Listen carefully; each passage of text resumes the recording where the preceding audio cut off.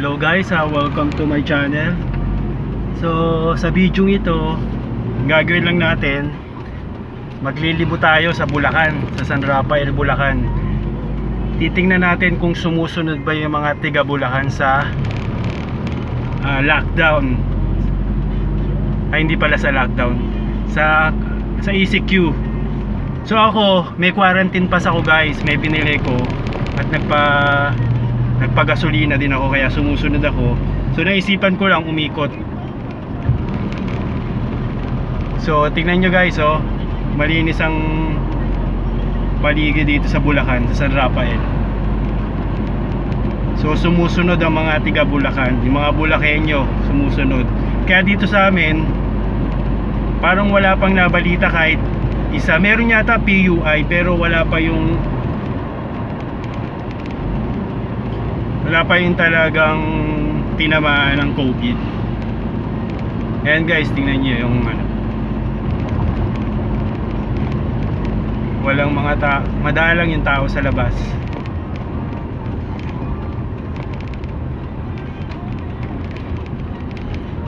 Kailangan kasi sumunod na tayo para maging normal na eh. Kaya dapat wag na tayong pasaway, kasi hanggat nagiging pasaway yung mga tao, talagang hindi pa yan hindi pa babalik sa normal yung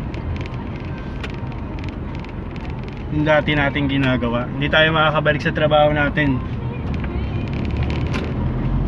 lalo na sa QC. Nandun yung sentro ng trabaho, QC tsaka Manila sa NCR.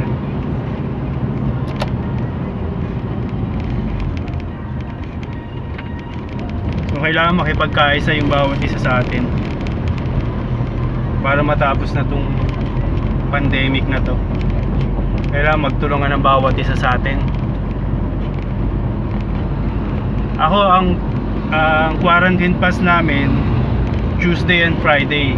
Talagang doon lang kami lumalabas, namimili kami. So sa ibang mga araw nasa bahay lang kami, kasi kailangan talagang sumunod eh.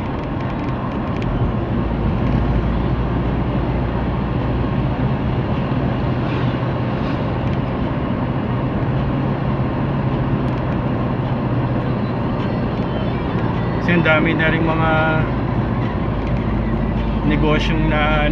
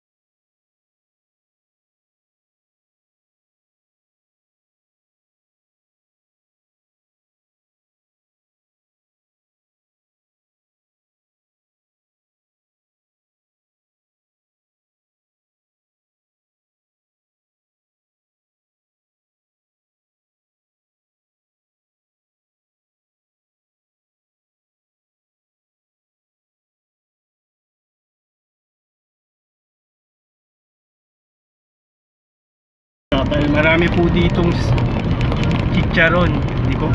Hindi ko ano kung naagit ng camera yung chicharon. Chicharon po ang produkto ng mga Bulacan, sa Bulacan. Yung sa mga gilid-gilid dyan. Kaya lang nakalampas na tayo eh. Hindi ko alam kung bukas, di ko pala napansin kung bukas yung mga bilihan ng chicharon dito. Hile-hilera yung bilihan dito ng chicharon eh.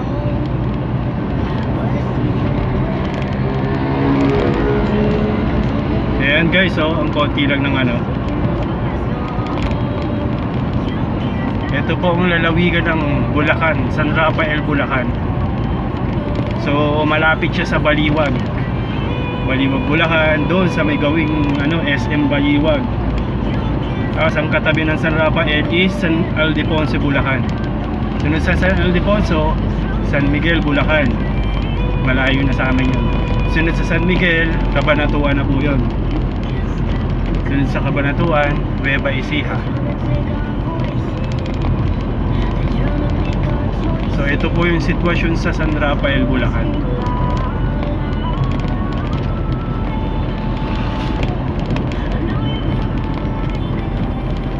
Konti lang po yung lumalabas.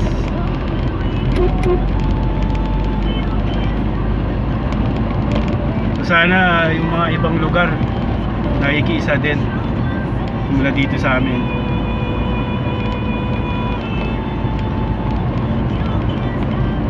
Lalabas lang talaga pag may kailangang bilhin.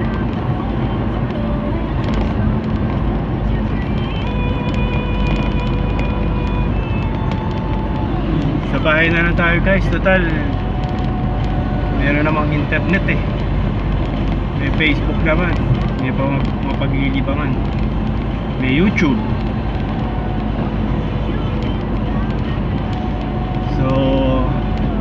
So yun lang guys. Malapit na ako sa